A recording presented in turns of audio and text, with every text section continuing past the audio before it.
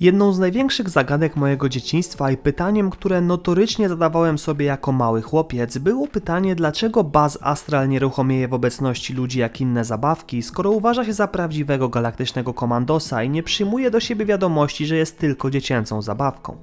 Jeżeli Buzz naprawdę wierzył, że jest kosmicznym superbohaterem, który musi uratować świat przed Imperatorem Zurgiem, a w pokoju Andiego znalazł się tylko na skutek katastrofy i pragnął go jak najszybciej opuścić, by kontynuować swoją misję, to przecież raczej nie zadawałby sobie trudu, by naśladować zachowania zabawek, które tam spotkał, szczególnie iż marnowało to jego bezcenny czas. Może w takim razie zabawki z samej swojej natury po prostu bezwiednie nieruchomieją w obecności patrzących na nich ludzi i Buzz nawet nie był w stanie tego zauważyć.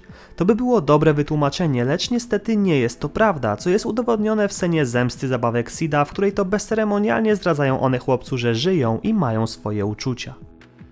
Dlaczego w takim razie Buzz, myślący w pierwszej części tej historii, że nie jest zabawką, zachowywał się dokładnie tak jak one? Wydaje mi się, że znam zadowalającą odpowiedź na to pytanie, lecz czy jest to prawda, zdecydujecie sami po obejrzeniu tego filmu. Jeśli odcinek się spodoba, nie zapomnij o łapce w górę oraz subskrypcji kanału z dzwoneczkiem. Zapraszam też już teraz do obejrzenia mojej poprzedniej teorii z Toy Story dotyczącej tego, czy Pan Bulwa był prawdziwym Villainem pierwszej części tej animacji. A teraz już nie przedłużając, zaczynamy! Wiara Buzza w to, że był on prawdziwym międzygalaktycznym superbohaterem, musiała dotyczyć tylko i wyłącznie tej konkretnej serii zabawek, bo nie może być przypadkiem, że w drugiej części inny Buzz napotkany w hali z zabawkami Ala oraz Imperator Zurg również wierzyli, że są prawdziwi, choć w całej serii poza nimi nie napotykamy już żadnej innej zabawki, która nie zdawałaby sobie sprawy, że jest tylko zabawką.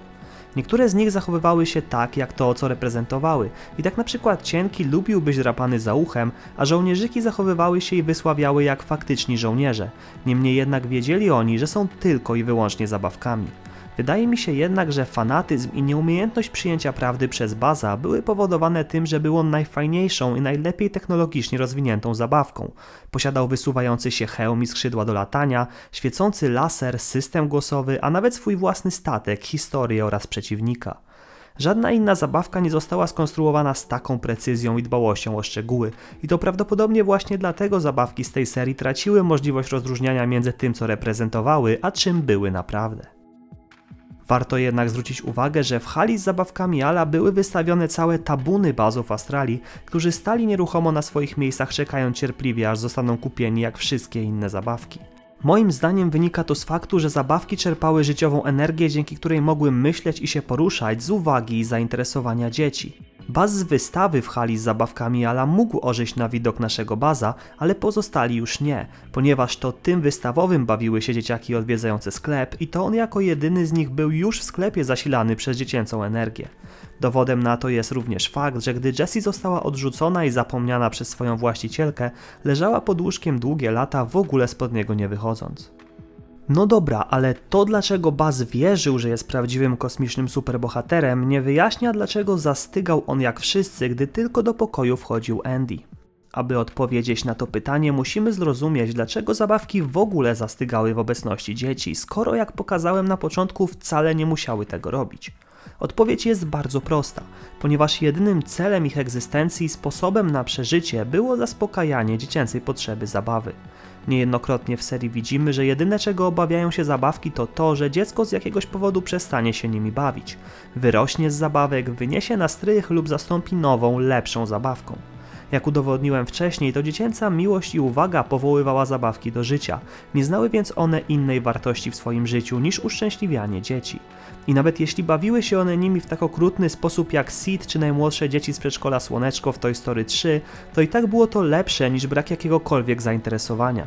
Dlatego właśnie zabawki, pomimo prowadzenia swojego własnego życia podczas nieobecności dzieci, natychmiast zastygały, gdy tylko pojawiały się one w pobliżu, by być gotowymi do zabawy. Buzz pomimo przekonania, że jest międzygalaktycznym komandosem, nie był w stanie całkowicie odrzucić swojej natury i tak naprawdę w gruncie rzeczy musiał podświadomie czuć, że jest zabawką, przez co zachowywał się jak zabawka. Nieważne jak bardzo agresywna kampania marketingowa nowej serii zabawek o kosmicznym komandosie wyprała wszystkim Buzzom i Zurgom mózgi, w gruncie rzeczy wciąż pozostawali oni tylko zabawkami i nie byli w stanie oszukać swojej natury. Prawdopodobnie im dłużej zabawki przebywały w domu swojego właściciela, który bawił się nimi na przeróżne sposoby, tym bardziej zapominały o swoim oryginalnym marketingu, a coraz bardziej identyfikowały się jako zabawki należące do konkretnego dziecka.